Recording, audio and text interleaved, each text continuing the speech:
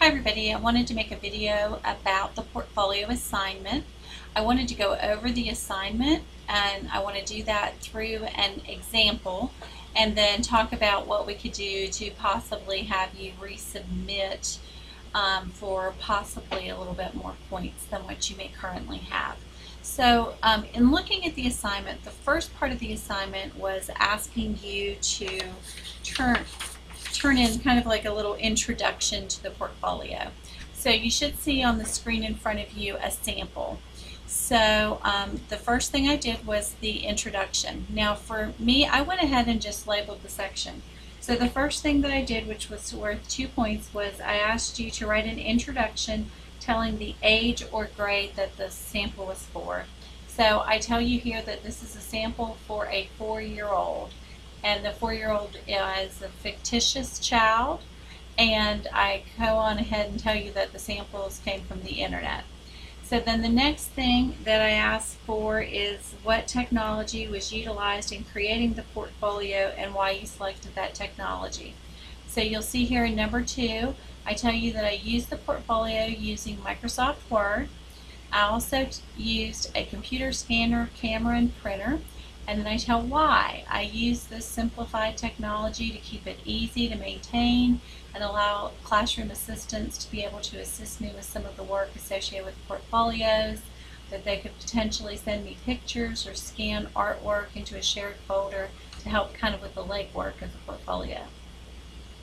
The next thing that was asked in the introduction is a list of the types of items that would be possibly things you would include for somebody of this age. So for 4-year-olds, portfolio entries that might be appropriate were a sample of artwork, handwriting samples, photos of the child participating in class activities, recording of the child, video or audio, checklists that reflect the child's development, anecdotal records about the child's and their routines, interactions, lived experience, dictated stories. Those are some of the things I listed. The next thing I ask you to do is to tell me your plans or thought of how the portfolio will be set up, organized, additions made, and maintained. So I do that here. To set up the portfolios for a class of 4-year-olds, I'd create a class folder on my computer. Within that folder, each child would have their own individual folder named specifically for them. As mentioned above in item 2, I would enable others to scan and save to the overall class folder. I would then move documents into each child's individual portfolio folder. As I move items into the individual folder, I would add them into a running Microsoft Word document where I can add a title for each entry, why I am including that piece in the portfolio, and also add a date. The Microsoft Word document can easily be shared with families or other care providers, and I would back up the main folder to a jump drive once a week for safekeeping in case my computer crashed. The next thing I ask for is any concerns I may have about making electronic portfolios a reality. So I list concerns that I have about keeping up with the additions and the time involved and getting the materials into the individual folders and adding the details in a timely fashion. And also I worry that working in a child care center, I might not always have easy access to scanners and printers, and that might only be in the main office. So the last thing is suggestions for overcoming those concerns. So I mentioned that I could plan for time to work on portfolios just like I plan time for lesson planning. And keeping that part of my regular routine should help me keep up with the portfolios. And if I need to go to the technology, if it's not readily available, I just need to plan that in my work time. So planning it when I can leave the classroom and get to the needed equipment is the way I would work around that. So that's my introduction. So now I've addressed everything in the introduction. So this would have earned me full credit for the 30 points that is the introduction. Now the other 70 points came from the 5 items. So that's what comes next. So here's my sample portfolio for Izzy, age 4, so I need 5 items.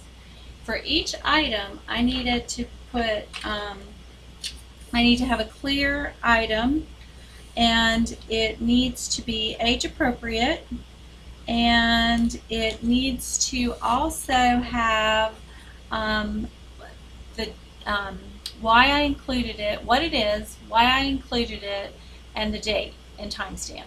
So here is Izzy and Max eat dinner. Here is the date and the time. Here's a description of what is going on in this picture. I tell all about Izzy and Max in the housekeeping area, that they're pretending to fix dinner, all the background and what's going on, that they parallel cooperative played for over 15 minutes, and then I include the picture. So that's item 1. It's a clear picture that you can see. So then the next item I have, item 2, is some of Izzy's artwork. Again, it's dated with date and time, and then I point out how long she spent working on this. I point out all about how she made it, about how the caption came about, all about it, and I included a quote that she wanted to do it all. So that's item number 2. Again, nice clear picture. Here's item number 3. Again, Izzy writes her name independently, a date, a time. I put why I included it. She's been copying her name, but this time she did it all by herself without any assistance. She didn't ask how to spell it, and she didn't see it written down anywhere close by, so she completely did it from memory.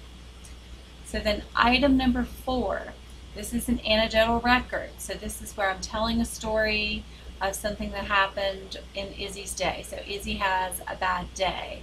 So I tell about a story here, and I'm not going to read it for the sake of time because I am going to put this up where you have access to see it, but I tell about just an overall bad day that Izzy has and how she felt, how she found comfort in going to the art center, but it took all day for her to warm up to the teacher to tell her what was wrong. So that's there. Again, that it is dated and time. The last thing is a developmental checklist. So this is item number 5, and it is a developmental checklist for Izzy. It was done in October, and then it was done again in May. And the October things are highlighted in yellow, May in blue. And so there's the developmental checklist. So 5 samples. And that is the those are the samples, and that would be the sample portfolio.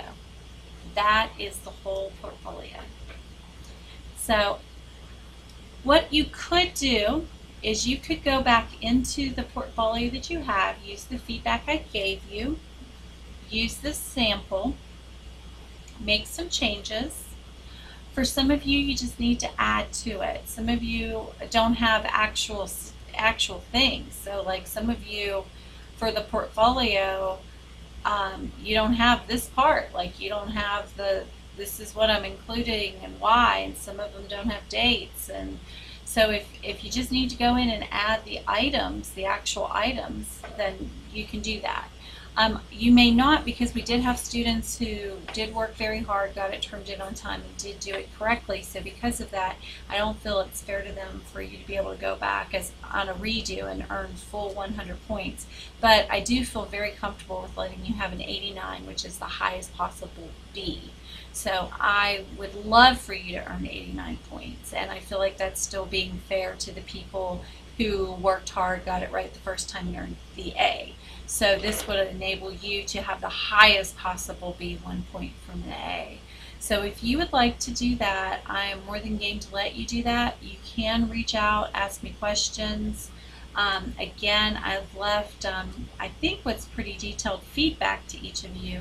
Plus now you have a video and a sample, and I'm hoping that between all of that, there might be some more clarity and some room for improvement. So if you feel like that would help you, please utilize that, and let's shoot for no later than, oh golly, I don't know, if you're going to do a redo, I know it's like right when we're getting ready to go for the 4th of July, but if you want to do a redo, let's have it like Tuesday, July 3rd, and I know that's kind of quick, but we're running out of time here at the end of the semester. If you really want to redo but you feel like that's not enough time, reach out to me, talk to me, and we'll see what we could do. So I hope this helps. Again, want you to all be successful.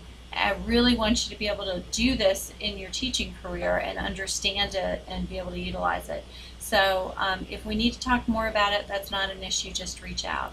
Take care.